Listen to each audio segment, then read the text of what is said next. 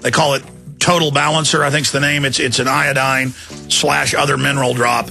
We actually do sell potassium iodate drops, but I haven't mentioned it. There, I have mentioned it. They do have it, InfoWarsTeam.com, but and I've not even been mentioning Interfood and other things that'll help you because I don't want to piggyback on this and profit from it. But there you go. It's available, and we haven't raised the prices of it like everybody else. We're on the march. The Empire's on the run. Alex Jones and the GCN Radio Network.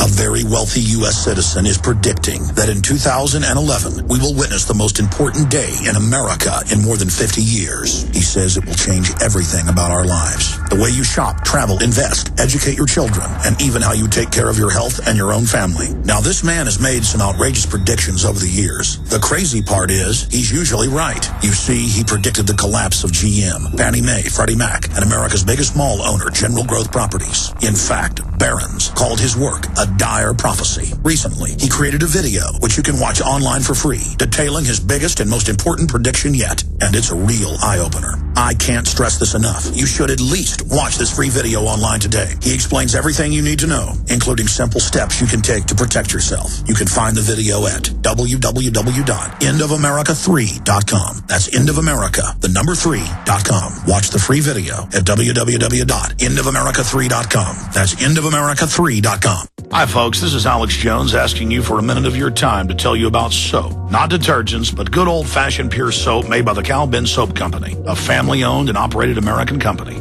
My family, staff, friends, and radio listeners are constantly telling me how much they love these products for bath, hair, laundry, and dishes. There is nothing like these factory-direct, big money-saving, triple-concentrated soaps anywhere. Get a free detailed catalog by calling 800-340-7091 or see them online at 5starsoap.com or Infowars.com. Let's talk to the owner of 5 Star Soap, Marty Schachter, and see what he has to say. As founder and owner for over 63 years, people keep asking me, how's business? I'm happy to say our business is going down the drain. Call us at 1-800-340-7091. Visit our website, 5starsoap.com, for buying our 1 to 2 month soap sampler. Thank you. You've heard Alex explain how the Silver Lungs generator infuses the respiratory system with your self-produced colloidal silver solutions, yet many are unaware of the entire function of the Silver Lungs system and how it has been designed to deliver your silver solutions anywhere in or on the body. My name is Mario Cifaldi, and I'm the developer of the Silver Lungs generator. Not only does the Silver Lungs system produce endless colloidal and ionic silver solutions, it also comes equipped with the proper applicators and devices needed to deliver your silver solutions directly to key target areas. This includes the eyes, ears, nose, lungs, topically to the skin, and orally for the digestive system. Be sure to watch our new 7-minute video tour of the Silver Lungs system at www.silverlungs.com to learn more about how the Silver Lungs system works. As well, we are always ready to answer any questions you may have. That's www.silverlungs.com.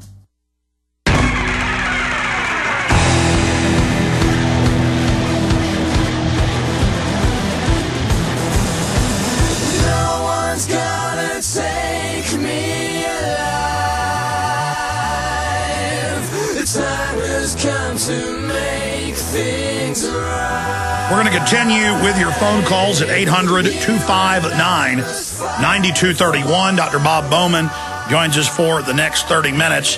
Reuters is reporting that the Japanese government is saying that 2 of the containment vessels in plant number 2 and 4 may have been partially breached. That is not good news. Also, there have been 2 more explosions overnight, bringing the total number of explosions now to 4.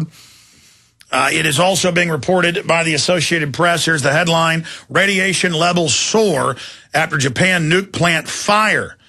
Now, plant number 4 had been brought offline before this even happened. It was in some type of state of repair.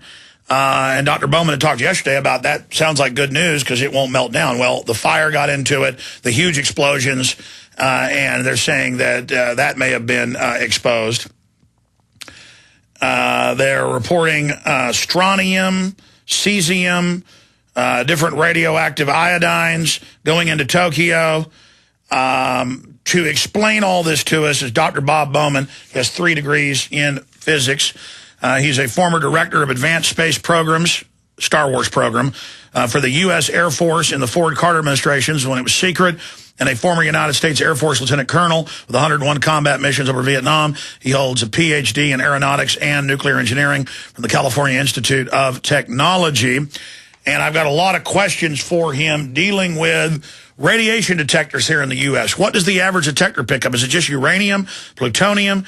Could that get across the ocean? The winds have now shifted from, the jet stream, is continually going across. The prevailing winds are going across the Pacific towards the U.S. from Japan.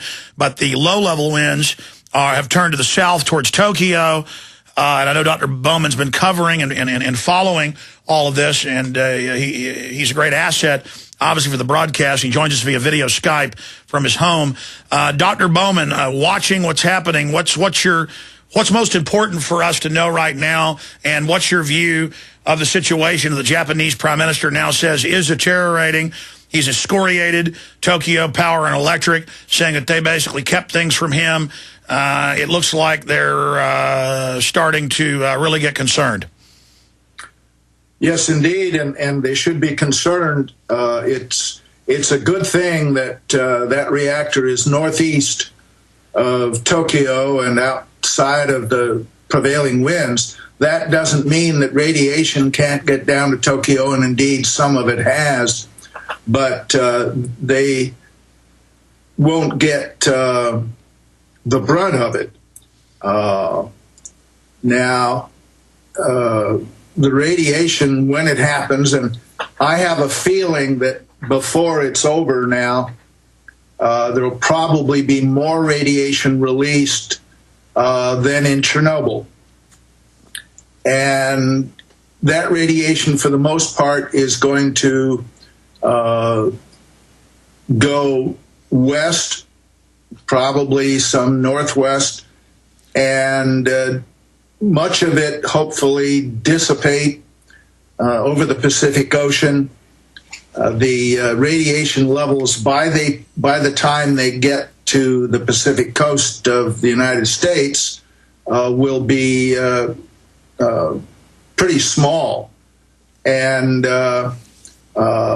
Hawaii is more in line to get a larger dose, and possibly, depending on where the jet stream is, Alaska.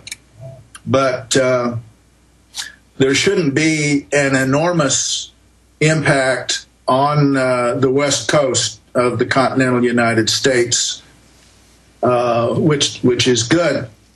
But over a period of the next 50 years, it's liable to cause quite a few cancers in the continental United States just from this low level of fallout that we'll get from this. And by the way, your question about detectors. Yes, sir. Detectors don't care whether the stuff is coming from uranium or plutonium, and it can't even tell you that.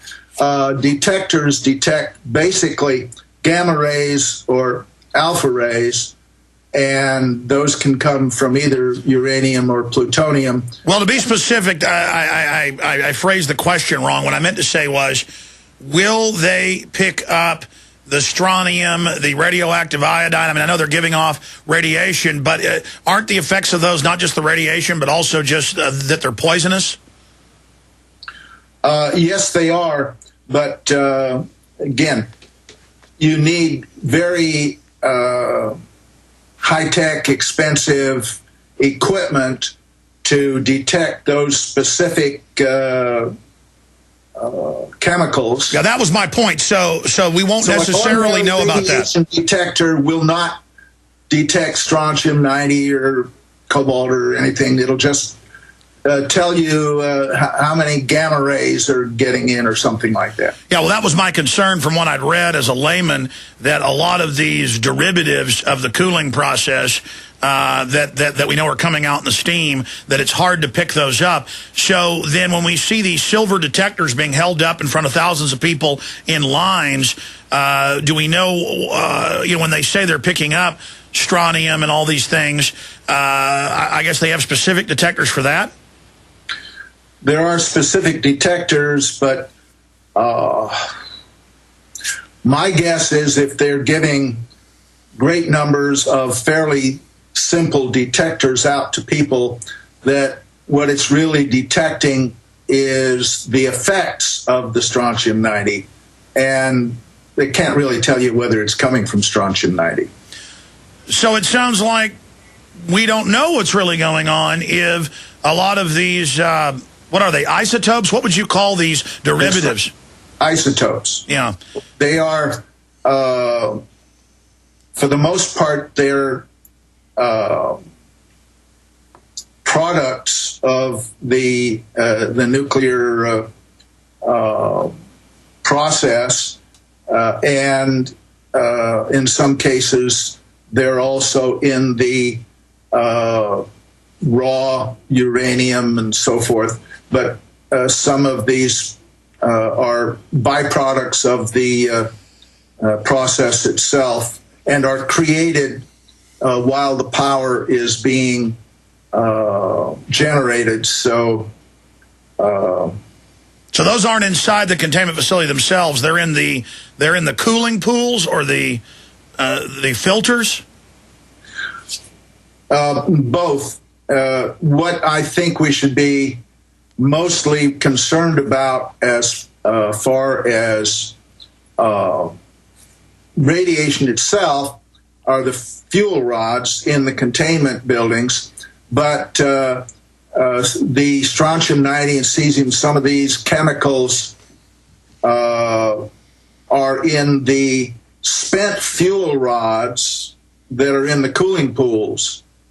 And, of course, if they lose their cooling and are hit by a fire like might have happened with Building 4, then those chemicals can be released into the atmosphere by the fires. Doctor, you've now had a chance to see, I would imagine, Building 3 blowing up yesterday. Have you seen that? Many, many, many times. Okay, I mean, obviously that's a devastatingly powerful explosion just by how fast the plume goes up. Obviously a lot of explosive force. Just my layman view is that, boy, that looks like that would damage a containment facility. They're now saying it may have, but they're being somewhat nebulous. Knowing how government works and corporations work, the statements coming out of Japan, getting a little bit more frantic by the Prime Minister. Obviously, they have a history of being deceptive, so we don't know if this is true or not. But what does it signify to you that they're now saying, okay, we know rods have been exposed at 4. We know that there's been melting, partial meltdown. This fire damaged reactor 4 that was decommissioned or not online. What does it mean if the containment facilities have been breached? Well, they're already admitting that the containment facility was breached in Building 2, Reactor 2. Yes. So what does that signify? Well, it means that any radiation that is coming out of there from melted fuel rods is going to escape into the atmosphere. It's not going to be contained in the building. Oh. And so then that's why the situation is approaching a Category 7 or Chernobyl condition. And we've got new reports out that they're bracing for more explosions right now. That's always a possibility because those